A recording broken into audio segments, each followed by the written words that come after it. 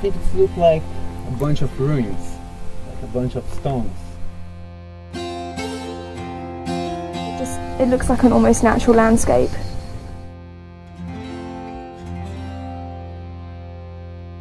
To me it looks like a lot of stones and bricks. I think it looks very plain, very barren. Not much like anything at all.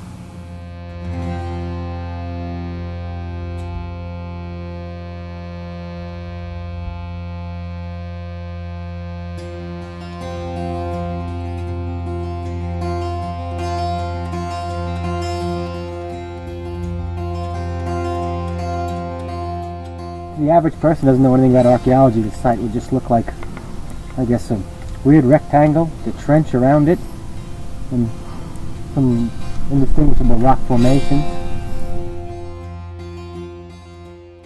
I guess if you use your imagination, you can start to see the outlines of buildings. I mean, before I studied archaeology, I would have noticed a ditch like this, but it doesn't look like it's been dug out particularly carefully or anything.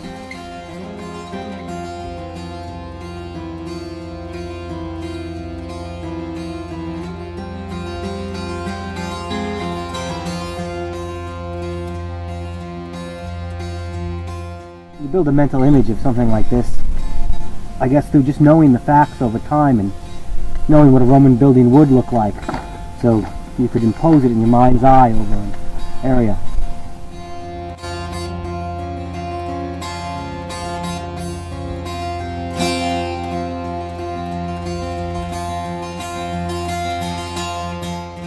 This is a Roman military camp from the late Republican period. It's surrounded by a defense trench, as you can see here. Now we are in one of the corners.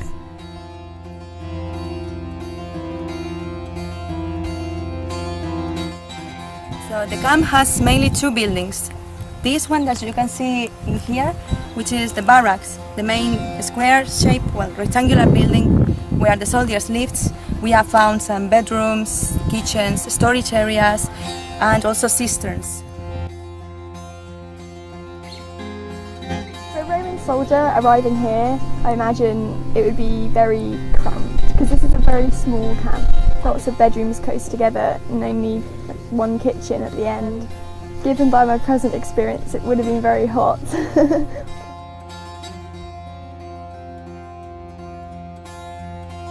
It's sort of easy to picture yourself as a soldier, positioned here, looking out at the sea, waiting for attack.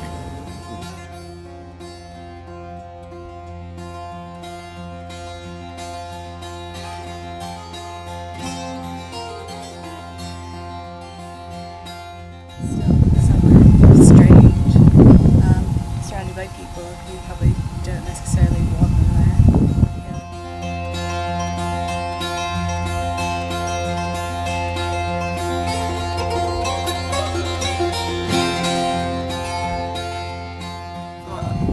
I can't tell you if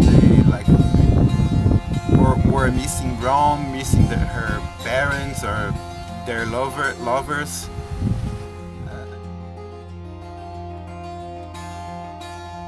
Imagine for a Roman living here in the fort, it'd be pretty terrifying. Being kind of in the middle of nowhere, away from Rome. Probably a young lad, never been outside the city. I think that there'd be a lot of emotions running through his head, especially if there was attack.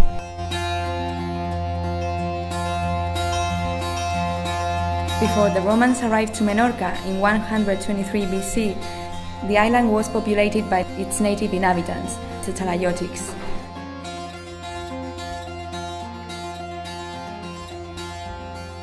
The Talaiotic society is famed for its slingshot warriors, who fought first for the Carthaginians and later on for the Romans. In the southeastern corner of the military camp, loads of lead bullets were found, not only inside the camp but also inside the trench and in the surroundings here. That means that there was a battle between the soldiers and the mercenaries living inside the camp and locals who wanted to revolt against the Romans. Regarding this battle, just imagine loads of people coming from there in the background coming closer to the camp in order to attack it. Just imagine soldiers and mercenaries behind the palisade waiting for the attack. Just imagine loads of lead bullets coming from inside and also from outside. Just imagine other soldiers with other weapons and also other soldiers trying to watch everything going on from a watchtower which was located in the corner. You can't see everything about a city just looking at the ruins, and you can't see everything about the common life, the real life, just looking at the source. I mean, here you can really get a sense of the structures that they were living around, but the objects themselves can tell us more about sort of the cognitive structures of their lives. As an archaeologist, you're so far removed from the people, the culture. If you find something really special like a coin, it gives you a connection to an ancient person who spent that coin or used that coin or held that coin. And it's the actual materiality and physicality of things which gives you the physical connection to the people who use them.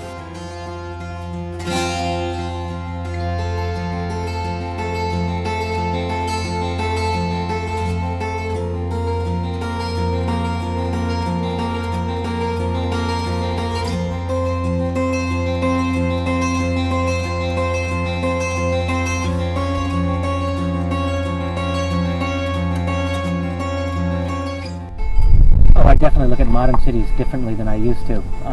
I look at potential for ruin in things.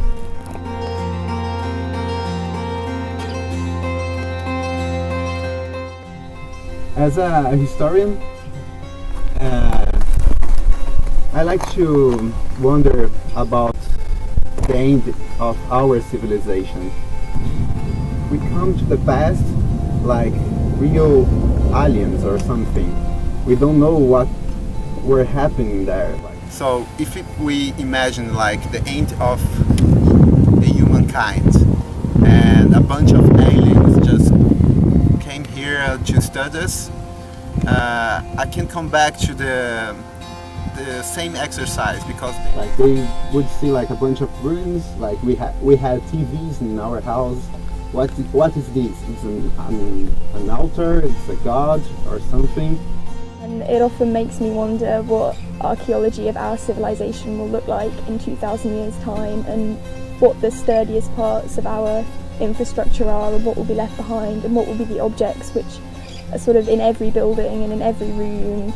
Part of me thinks that nothing will survive of our culture just because of the nature of the construction. We don't use stone tools, we don't use the same types of materials.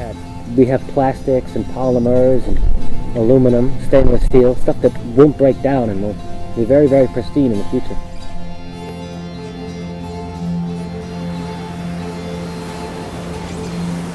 if they don't know how to read our stuff, they wouldn't understand us. I think our civilization is quite durable and probably leave a lot of clues.